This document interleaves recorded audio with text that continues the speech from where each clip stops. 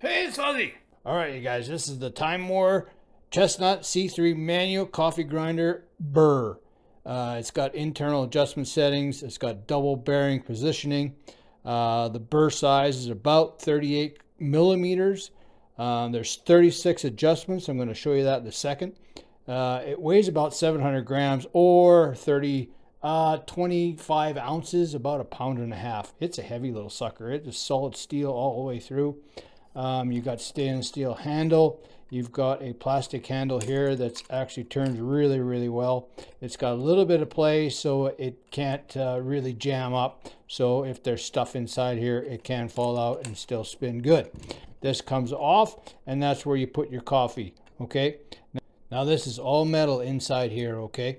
There's not a piece of plastic on here, and that's what I really enjoy, is no plastic to break other than the knob, okay? That is not metal. Okay, so I'm gonna take that off for now.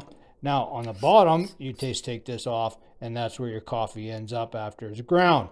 On the bottom, I've got coffee in here now. I'm gonna put my hand on here. Now on the bottom, this is where you do your adjustments, okay? So in order to do that, you gotta have your handle on, and hold on to the handle, and you can click this in each position you want, okay? Like I said before, there's 36 positions that you can go, and it tells you all kinds of little writing in there. You can't see it probably on the camera, but yeah, so it's all kinds. It would probably go from fine to really coarse. I haven't tried them all, and but yeah, there you go right there. Okay, so we're gonna put this back on here,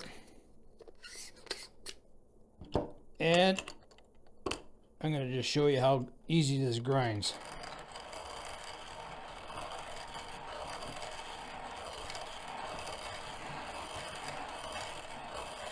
Okay, let's do all those. Let's take this off so it doesn't fall off. And there you go. You got your coffee grounds right inside there.